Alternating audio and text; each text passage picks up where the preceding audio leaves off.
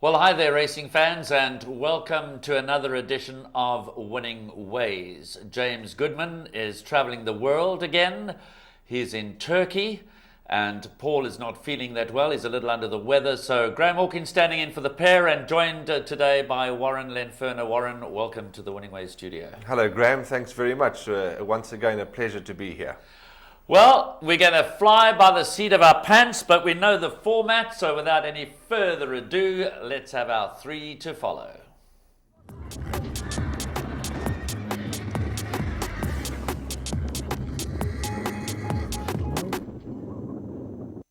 And they are off in the Travers. Flower Alley is the winner. His dad, Distorted Humor, he's probably one of his best sons at stud. I'll have another, wins the Derby. I'll have another in the Preakness. Lilacs and Lace, 48-1, upset. He's just a big, strong, leggy horse.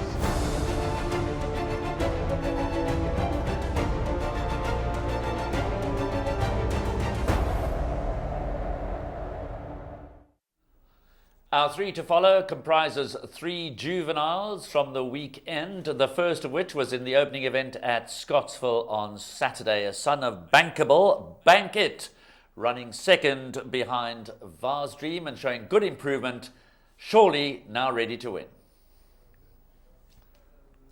Yeah, there we see Bank It jumping from stall gate 4. Gets a slightly tardy start, but gets quickly into the race under young apprentice Nicholas Patel and showed toe all the way up the lane.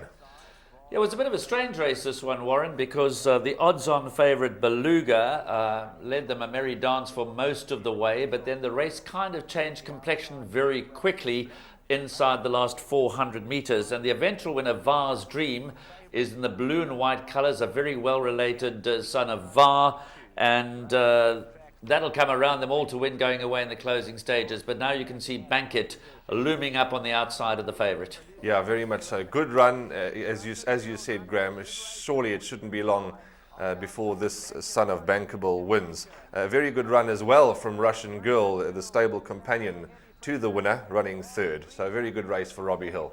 Yeah, Robbie Hill ran first and third with newcomers. Bank It staying on nicely, well clear of the balance of the field. So although Bank It has had a number of chances coming into this race, one feels that he's certainly coming to hand now in a big way, and there was lots to like about that race. We stay with Scottsville action. We go to the next race in the card, which was race 2. And here, the fillies race, we saw a debut performance by Rock On Baby, was priced up favourite at 15-10, did drift out to 7-2, so the market kind of suggested that perhaps a winning debut was not expected.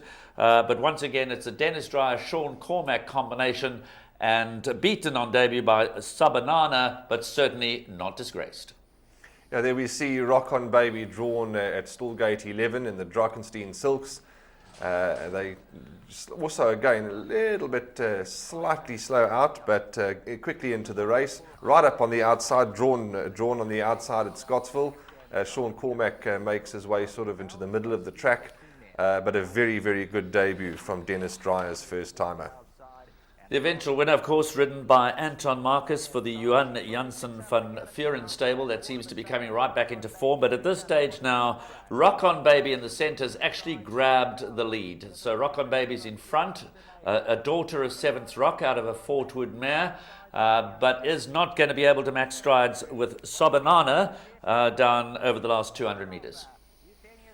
Yeah, Graham, I think this Rock On Baby really caught the eye. You know, she hit the front, and Marcus had other ideas down the inside.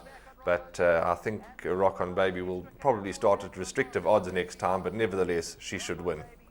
Nice to see Jaap van der Vendel's colours in the winner's enclosure. It's always nice to have Jaap's horses racing in KwaZulu-Natal.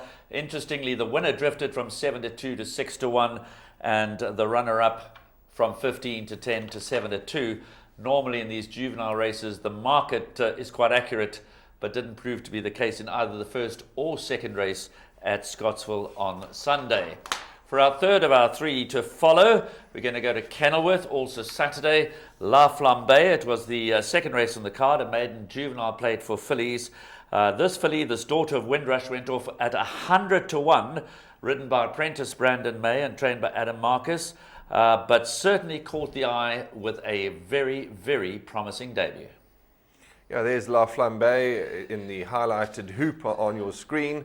Very good run, Graham. The winner was A Time to Dream from the Justin Snaith stable, and she looked the obvious one. And La Flambe certainly was closing in hand over fist. Paid 9 rand and some change for a place. The exacta paid 48 rand. I was quite annoyed that I didn't take that exacta because, of course, we had supper with Basil on Friday night, and La Flambe, was expected to run But well. he did mention La Flambe. He did mention Boomtown Belter, but he didn't mention this one. The eventual winner in the Easter Silks towards the inside, A Time to Dream, rounded off a quick hat-trick for the Richard Fareed Justin Snaith combination.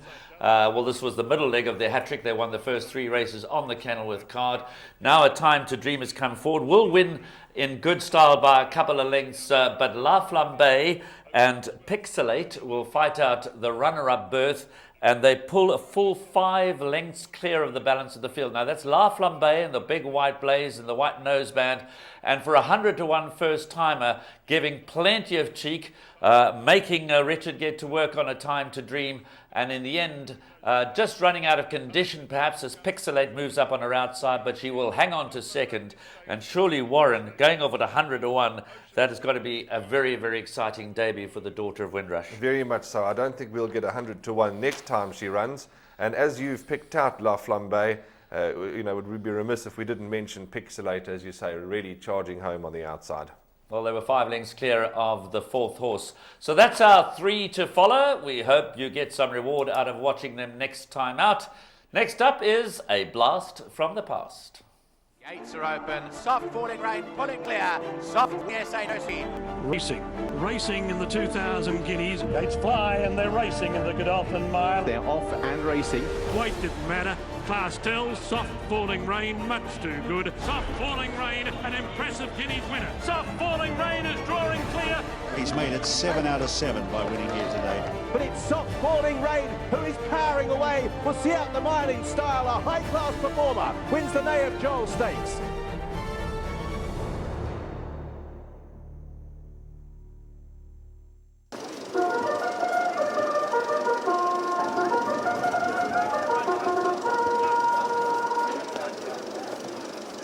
Champion Stakes, Grade 1.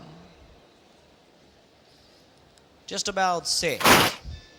Gates released and they fired on their journey. Copper Parade's there in the early vanguard. The grey, the Assayas poking his head out. Trojan River's amongst the leading brigade. English Garden, Wonderlane.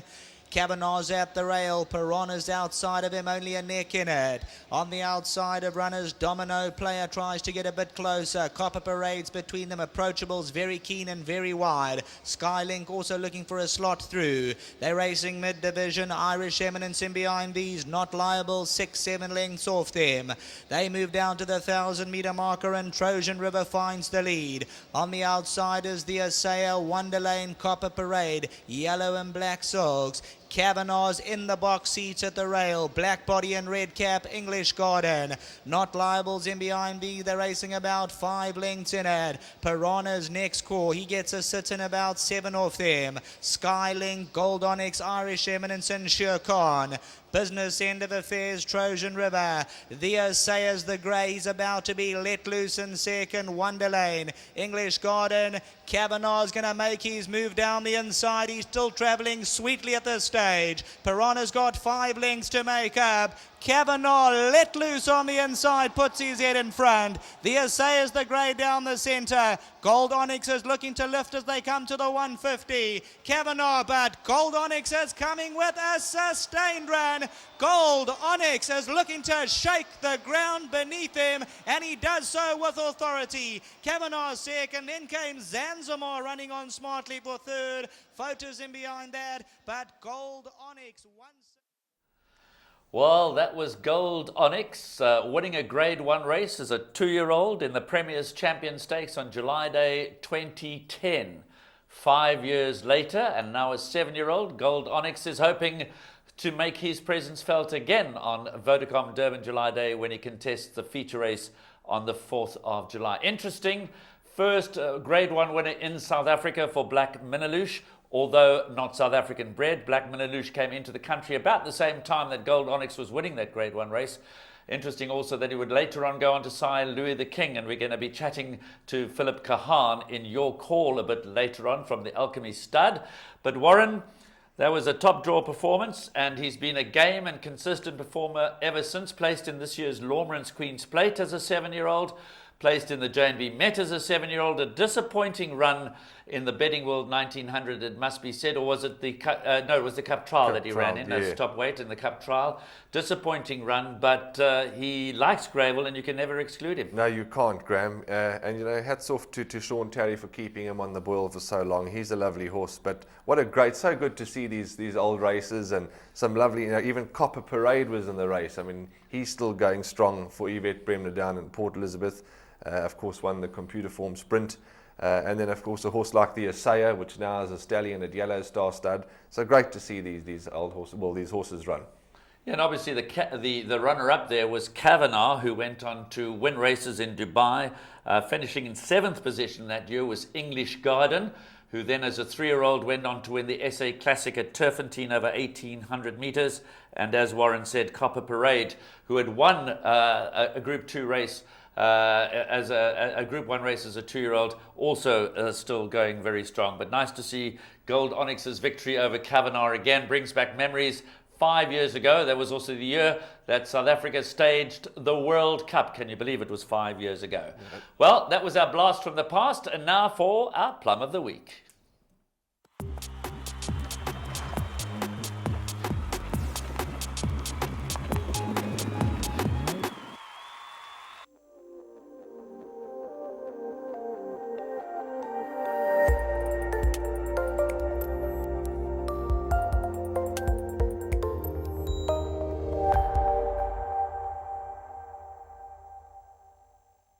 Dynastics going through in the yellow down the inside.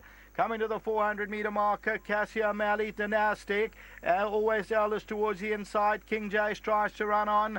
Billy Boy Blues and Buckshot. It's Dynastic past the 200-metre marker. Dynastic, Cassia Malley, King Jace between the two of them. Nitro Nori tries to run on, but Dynastic still goes. Nitro Nori on the inside, but Dynastic is still in front. Nitro Nori's coming well with King Jace. It's going to go to Dynastic though. Second place, Nitro Nori, King Jace, and further back, Cassia Malley.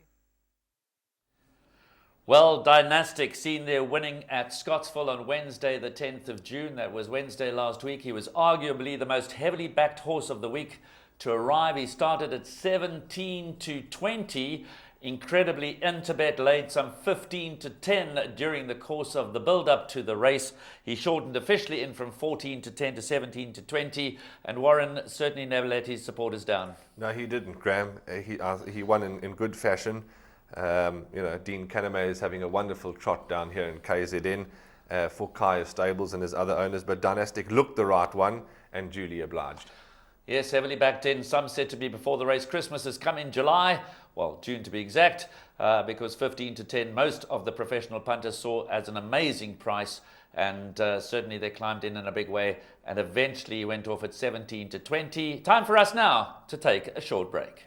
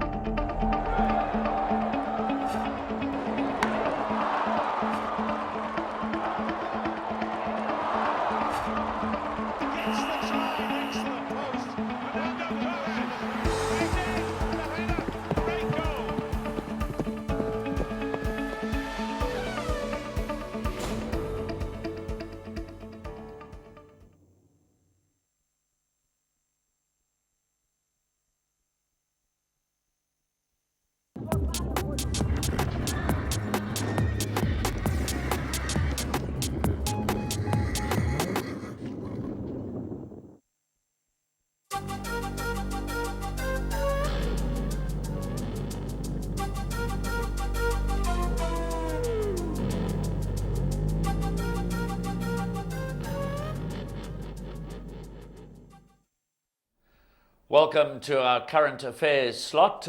It's at this time that we review the weekend's big races, and there was a paucity of graded stakes races over the weekend. Understandable, we're in the middle of the month, but a very important race on the build-up to the Vodacom Durban July is the Jubilee Handicap, run on the stand side track at Turffontein, a race with a rich history. I remember as a race caller when the race was still being run at Gosforth Park, calling that memorable race between Special Preview and National Emblem.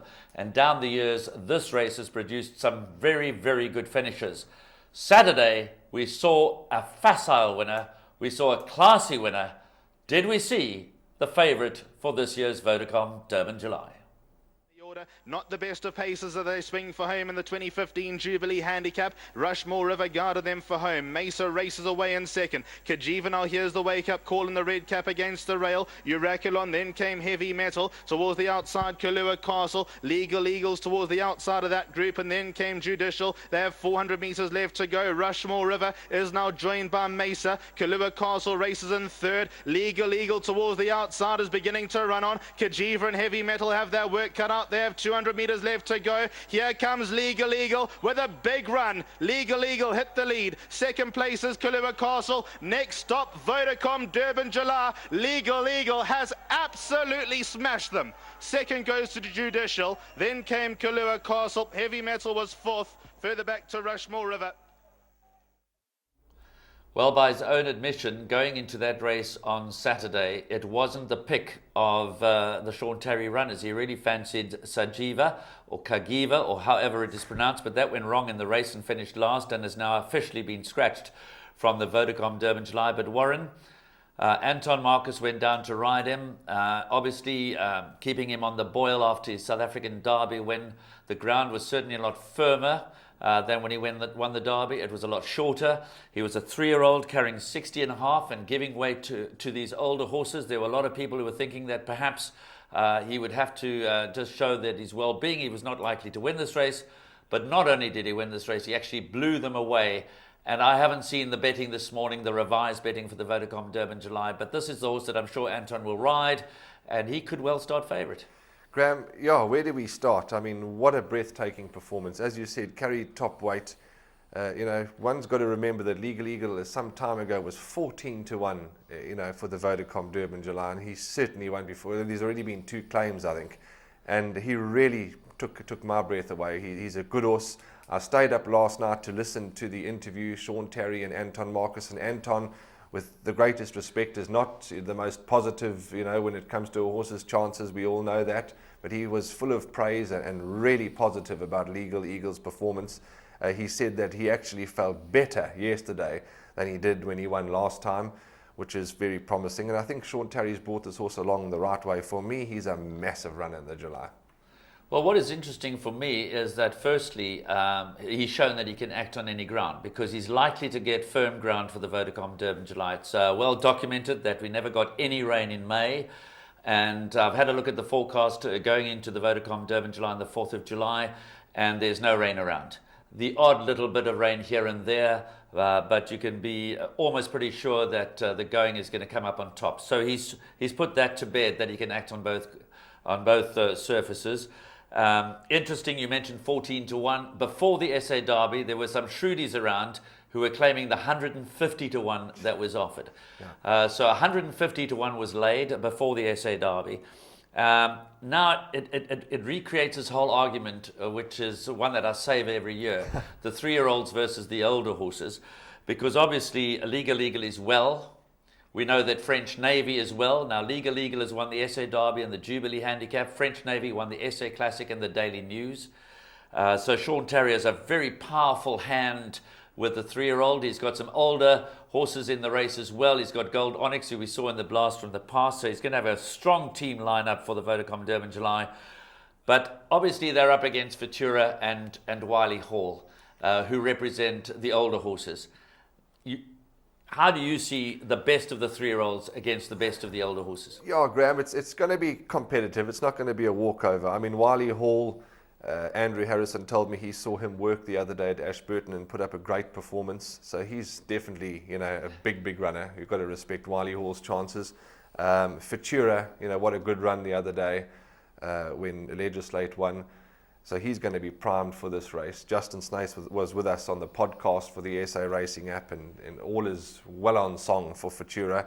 It's going to be a humdinger of a race. I really look forward to it. I have no problem in selecting or going with a 3-year-old. You know, I think they're good, they're up and coming, they're improving, and for me, Legal Eagle, especially after what I saw yesterday, is definitely going to make them run.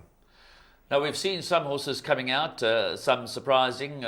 We saw Urtijol being scratched in the week from the Mike de Kock stable. I went onto the Mike de Kock website, a few niggly problems, and being the complete professional that Mike is, said he's going to put him away now for the Dubai campaign. He's, of course, still represented by the very talented filly Majmu, who also represents the 3-year-olds, and we might be guilty of forgetting about Majmu. We can't forget about Majmu.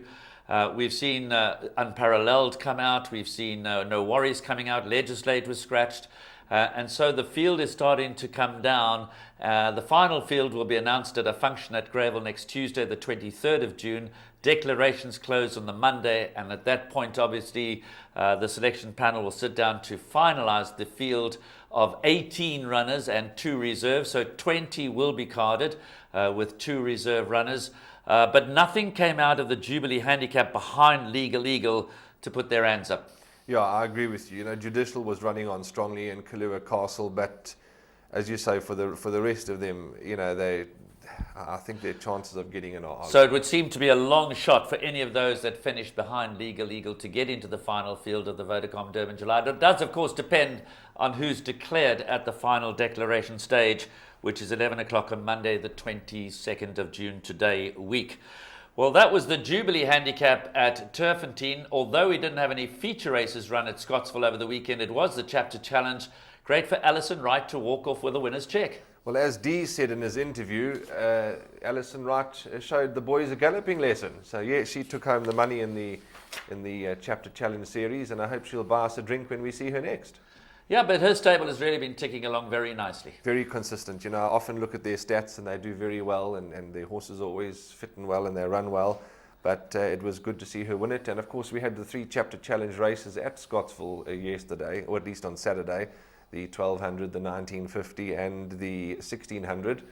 And of course, we all know that Dennis Dreyer won with. The name escapes me. 1914? Sea Fever? Sea Fever, that's the one. Sea Fever, back to a 1200. That was a very good win, a great ride by Sean Cormack. And then Duncan House took home the other 2 Chapter Challenges with Saratoga Dancer and Crime Victim.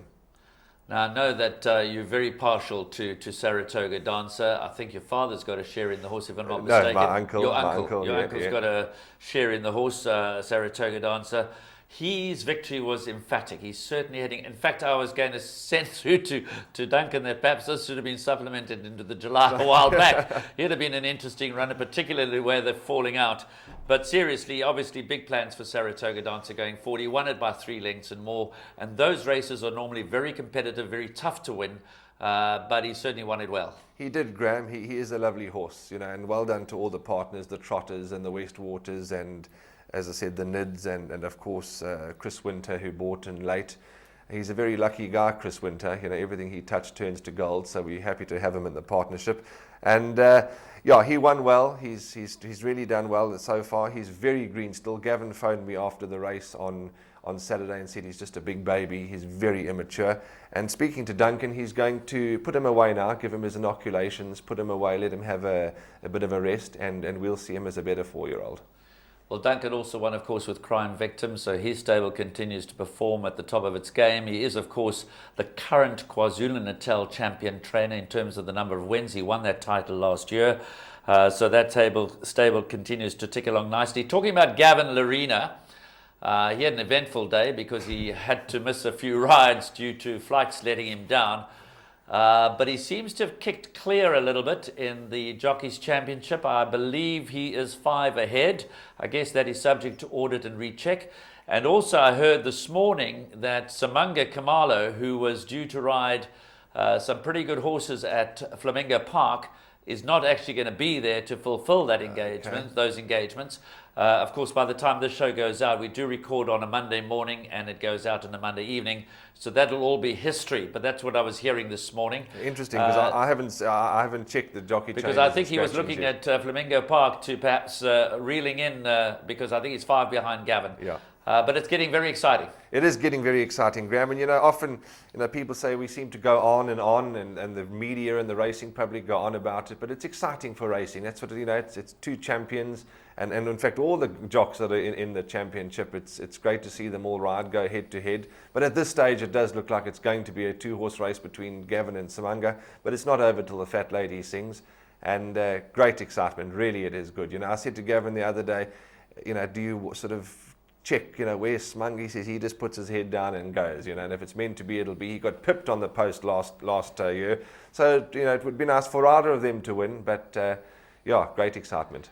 Well, obviously, Samanga is a previous winner of the Jockeys' Championship, and Gavin has yet to win it. So, from that perspective, perhaps Gavin, as you say, was pipped at the post a couple of years back, deserves the win, but they're both very competitive, they're both very determined, they're both very talented and classy riders. Now, they're going to be teammates on the 18th of July because, as you know, Gold Circle announced the Interprov Ryder Cup, spelt with an I, and the teams have been finalised. So we've got commitment from the guys. I've always wanted to put the top 12 riders in the country together on one day, going head-to-head with each other. We've still got a competition out there as to name the franchises. So we've got a team from the Western Cape, a team from Gauteng, and a team from KwaZulu-Natal that will do battle on the 18th of July, which is also the day that features the Mercury Sprint Grade 1. Now, the 4 guys that have been assigned to the Western Cape team are Bernard Faye-Durb, Grant Van Niekerk, Richard Fourie, and Greg Sheen. Greg Sheen, that's right, correct. And KZN is Anthony Delpesh, Anton Marcus, Muzi Yeni, and Sean Cormack. Sean Cormack. Yeah. And the Highveld team, we're going on memory. Your memory is better than mine. Yeah. There will be some reserves assigned, but all of these guys have committed to riding in the Interprov Ryder Cup on the 18th of July. And the Highveld team is obviously Piers Stradham, Gavin Larina, Samanga Khumalo, and fourth on the log at the end of May, which was our guide, was Raymond Danielson. Yeah, I think that's going to be a cracking day's racing. Graham, you obviously assigned me with that task to approach the guys and sign them up and get their commitment, and everybody received it very well. They think it's a great initiative on behalf of Gold Circle and yourself, and they're looking forward to taking part in the meeting. I think it'll be a great race meeting to, as you say, get 4 of the best from each province head to head here at Greyville. What a race meeting that'll be, and it's on Mercury Sprint Day. Yes, and obviously that comes 2 weeks after the Vodacom Durban July. We are about 3 weeks away from the Vodacom Durban July. What else have we got to chat about in current affairs, Warren? Graham, of course, we mustn't forget on Friday night, this Friday, we have the Post Merchants taking place, which is nice to have a night meeting again, and it should be a humdinger of a race, the Post Merchants, and nice to have the Post, for their continuous sponsorship. And it's their 60th anniversary, so they're promising a very festive race meeting here at Greyville on Friday night. And then on Sunday, what has now become the controversial Derby in Oaks, it's the KZN All-Age Derby and the KZN All-Age Oaks. Both races now sponsored by Track and Ball, so it's a Track and Ball All-Age Derby and the Track and Ball All-Age Oaks. Now open to horses of all ages, and this is not a world first. I know it's created a lot of debate out there, but it is not our main Derby and it's not our main Oaks. But in England, the Yorkshire Oaks, Group 1, is for all ages. And in Australia, there are a number of derbies that are for all ages. And I remain of the view, obviously, I accept that there are differing points of view, that at this time of the year, it actually fills quite a nice gap for horses of different ages to be running at classic terms, or just about classic terms, over 1.5 miles. Yeah, I agree with you, Graham. It does form a nice opportunity for them. And it's something interesting, something different, and we look forward to those 2 races. I have seen the noms, and they look like they've been well supported, or wide spectrum of horses, so it'll be a great race. Great races, I'm sure. We could be seeing the conglomerate in action against Hot Ticket. Yeah, that'll be a nice head-to-head clash, and let's hope for a good race. What else on the menu? There's, as we said, the Post Merchants, and of course the Gallops coming up. Of course, the Vodacom Durban July Gallops. Can you believe it's that time of the year, Graham? July. I mean, it's just, and of course we drive onto the racecourse every day to get to our offices, and 10 Town is starting, and the atmosphere is becoming electric, and the gravel is starting to look good now in preparation for the July. It's that time of year again. Well, indeed, it is that time of the year, and as Warren said, the marquees, Event World, are starting to build their marquees. This year, we've got 3 double-decker marquees for the Vodacom Durban July. Every year, it gets bigger. Scott Airy's Boomtown gets bigger. We're looking forward to that with tremendous support from all around the country. And of course, the days go, the countdown to the Vodacom Durban July has now started in earnest. And just to remind you of those dates, declarations are on Monday the 22nd at 11. The final field announcement will be covered live on Teletrack at lunchtime on Tuesday the 23rd. And as well as the draw for barrier positions. That's, of course, a very important aspect before we finalise our bets as to who's drawn where.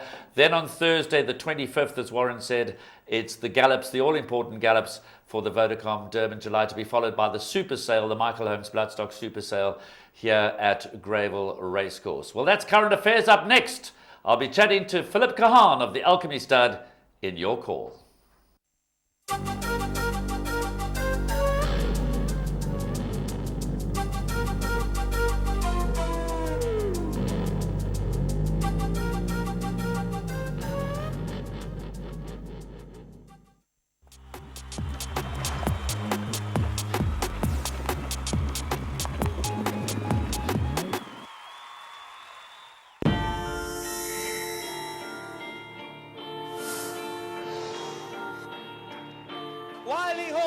Legislates on the outside. Ventura gets going at the end of the race, and as they come to the line, number 5, Wiley Hall rises up. The Australian import, Wyoming MJ Vanderbilt.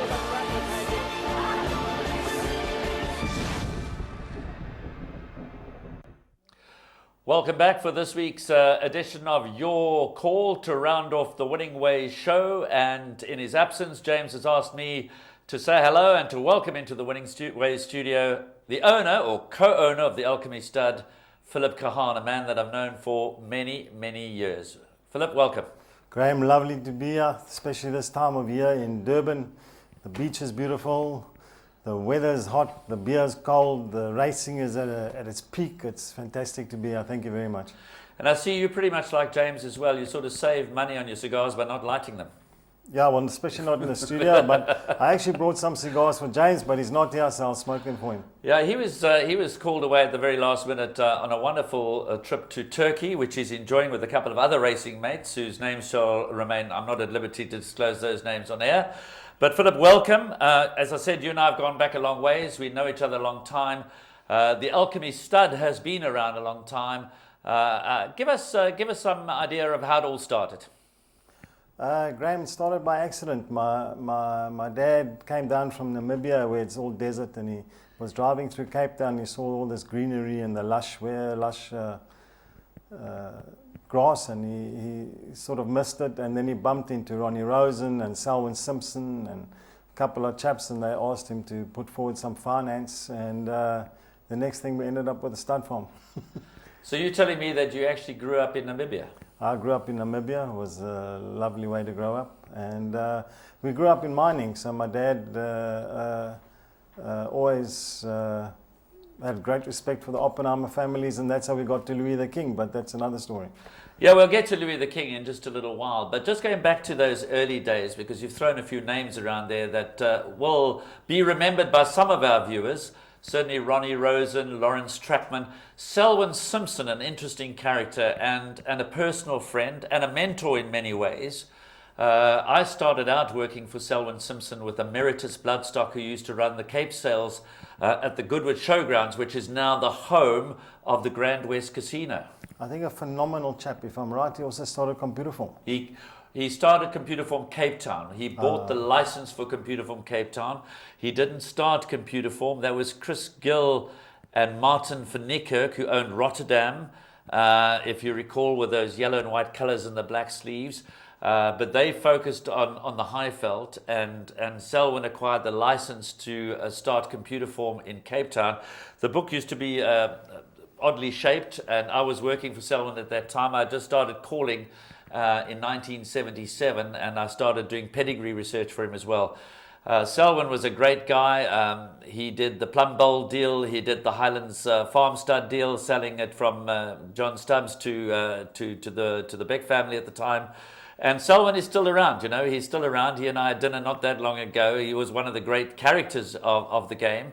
But talking about great characters of the game, your old man George, he's one of the great characters of the game. No, my dad loves the horses. He's still involved. He still gets to the farm once or twice a month.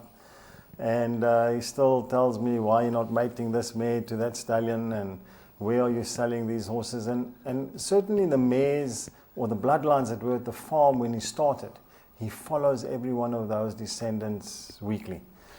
Well, today George is a fit, strong, healthy 80-year-old, as you say, still attends all the sales. I saw him but a few weeks ago at the mare sale at Worcester.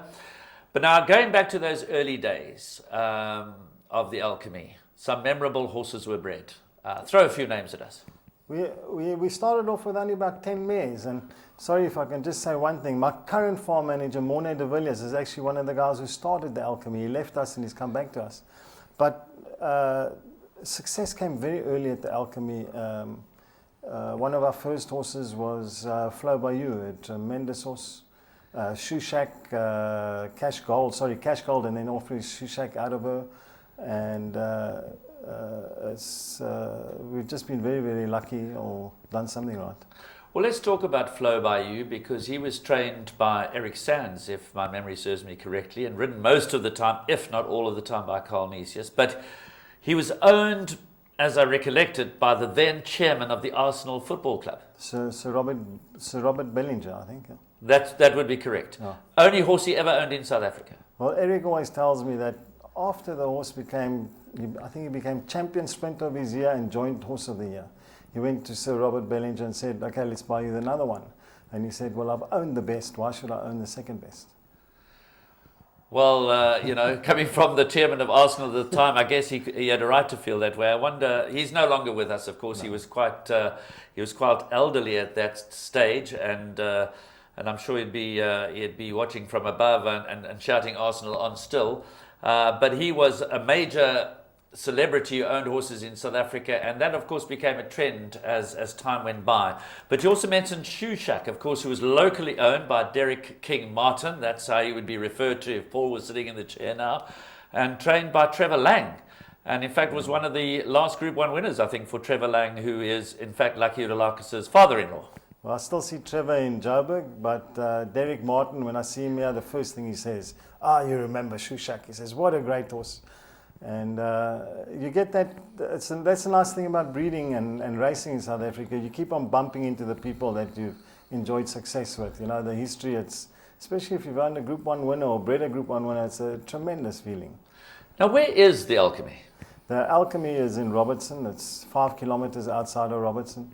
You drive from Cape Town to Worcester. Worcester, you turn right, 50 k's down the road, just outside of Robertson, you get the Alchemy. It's a small place, but we get our few champions coming from there.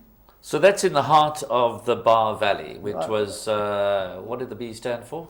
Bonnievale, Ashton, Robertson. We sort of squashed between, I would say, Main Chance and Highlands, our more famous neighbours. But it's obviously a fantastic area to breed horses. I mean, as you say, your neighbours are very successful breeders. Highland Stud Farm produced some wonderful horses over the years.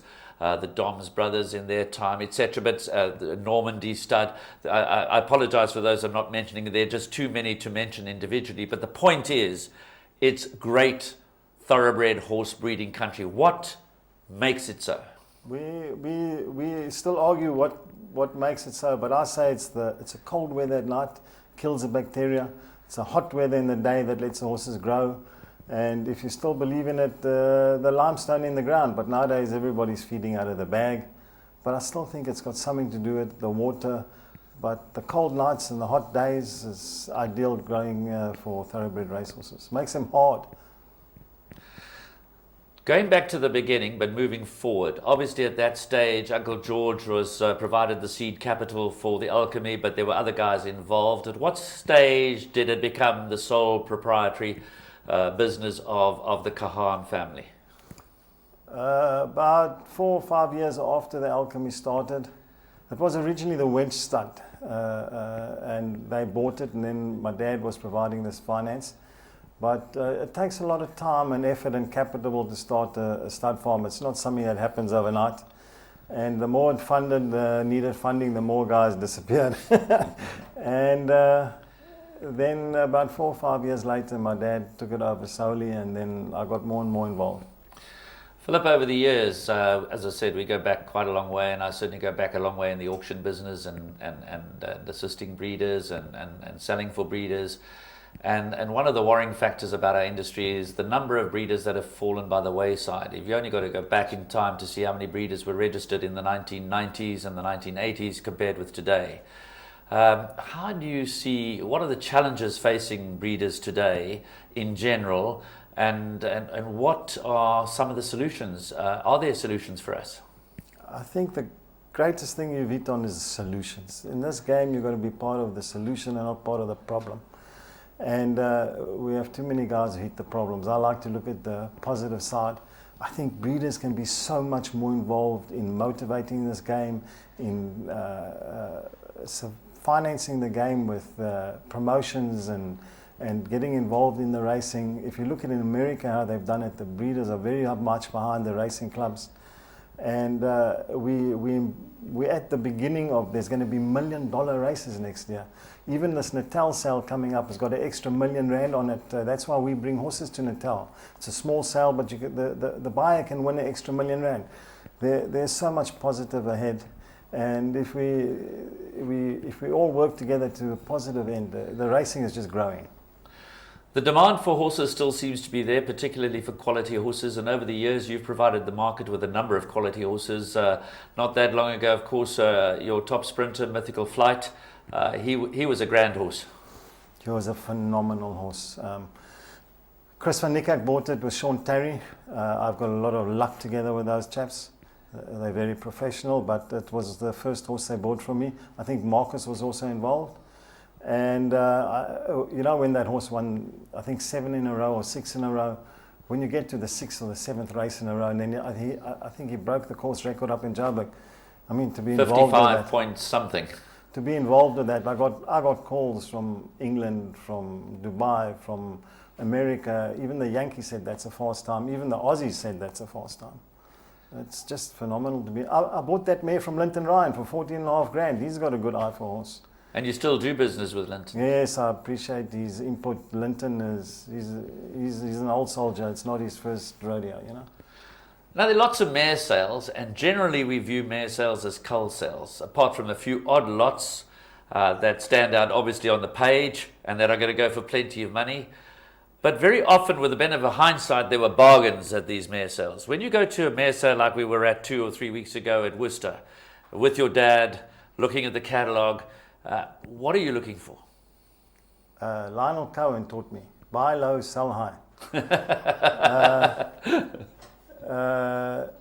I'm looking for mares by good broodmare sires. I think a champion racehorse makes a champion broodmare sire, or a champion stallion makes a champion broodmare sire. So we're looking for something by a champion broodmare sire, and hoping it's going to go cheap. Confirmation we can always fix. And I bought Unparalleled's mother for 6 grand in Fulton. Well, that's unbelievable. But sometimes you and your dad don't always agree. Now, to get to Louis the King, you've got to be honest on this show. And you said to me before we came on air, when your dad actually bought the dam of Louis the King in Fall to Black Manaloosh, you wanted nothing to do with it. No. We mark our catalogue before the sale. And that was a big no in my book. The mare was unraced. She had no progeny. And at the time, I'd bought 3 or 4 mares at the sale. And I went to the gentleman's room. And I came back, my dad said, I bought this mare. And I said, Dad, why did you buy that? He said, by Rich Man's Gold. The Oppenheimers or Mrs. Mary Slack had Rich Man's Gold. I got a lot of respect for that family. I bought the mare. So I said, Dad, there's a lot of Richmond's Gold. Why that one? He said, well, Blackman and Lucia's service fee is 60 or 80 grand, and the mare costs 20. So I said, Dad, I want nothing to do with it. He said, okay, this will be my mare. And the rest is history. Well, talking about history, the foal that she was carrying at the time when Uncle George bought the mare that dear Philip didn't want to have anything to do with was Louis the King. So let's relive the action of the SA Classic, the middle leg of the Triple Crown that Louis the King won as a 3-year-old. Final leg of the Sascock Triple Crown, and they sent on their way from the 24.50 metre mark. And Louis the King got a good beginning, and racing with it is a Leacher in the black cap who's racing along the inside. As You Like is in the yellow cap outside of those. Then we go back to Super Tube, who's racing back in the 3rd position, and there is a few lengths off the leader as they swing along now onto the back stretch and make their way to the 2,000 metre mark. Fort Bellini's at the rail, Atomic Rush, then Luleb Jet. Louis the King's in the middle and about racing 7-8 lengths off that leader right now. And then we go back to the red cap of Earl of Derby, who's racing about 10 or so from that leader. Further back in the field, Gone Baby Gone, who races behind that lot right now as they continue along with Mercado, who's further back. Bouclair Top runs behind those. Then in the orange colours is Flight Warning. Judicial is further back in the field, and Taresh is at the back end. And I would say you can make that, 20 lengths, first to last as they travel through the 1,600 metre mark now. And it's a Leachy who races in the black cap, the leader, and leads it by a couple of lengths to As You Like, who's in 2nd spot. Super Tube is racing away in that 3rd position now. And then we go back to Fort Bellini, who's in the red cap, and they race their 7-8 lengths off that leader as they continue along now. Luleb Jet, Atomic Rush is racing behind those. And then we go further back to Earl of Derby, who's racing in the red cap right now. And Louis the King is about 10 lengths off the leader, is racing right next to the paint with Bouclair Top, who's racing on its outside. Gone Baby Gone is in behind that lot. Flight Warning. Mercado is further back. Judicial and Taresh is the trailer, and they're about 15 lengths off the leader in the South African Derby. So it's going to be Elite who turns for home in front and leads the way, has it by a couple of lengths. They're about to be homeward bound now with 800 metres left to go. As You Like is in the yellow cap, followed after those out there by further back Luleb Jet. Then we go back towards the inside as Super Tube. Where's Louis the King? Is in the middle. He's in the black sleeves and the red cap, and they're about to come forward with 500 to go. And I favour that he's hit the front already as Louis the King now. Luleb Jet is behind those now with As You Like, who's further back in the field. Earl of Derby's on the chase. Gone Baby Gone. Bouclair Top behind that. 300 to go. Louis the King. Gone Baby Gone is racing behind that. Fort Bellini is in the red cap. As You Like is trying to peg him back. Louis the King is going for all he's worth with 150 to go. As You Like is trying hard to come and catch Louis the King. Louis the King is still in front. He's staying on gamely. Here's Louis the King, and he has won the South African Derby. Louis the King is now going to make his way into equine immortality. Oh, what a win. Well, our producer Raymond Rhodes likes to throw me a curveball every time I appear on the screen, and he's done it again. That was obviously not the SA Classics, which he assured me it was, but the SA Derby. So that was the 3rd leg of the Triple Crown. Robbie Frad teaming up with Louis the King for the Van der Pfeifers and trainer Jeff Woodruff. An exciting, exhilarating moment, Philip. I know that you watched this horse run, you gave it away for 60 grand, it's earning 4 million plus, which the breeder doesn't participate in. Do you feel cheated or do you feel exhilarated? No, you feel exhilarated because this is every buyer's dream in South Africa. You don't have to spend $1 million on a horse. You don't have to take the horse overseas to race. I think the horse earned $6 million here, and I think, if I'm right and rumour is correct, they turned down an offer of about $2 million to keep the horse here and race him.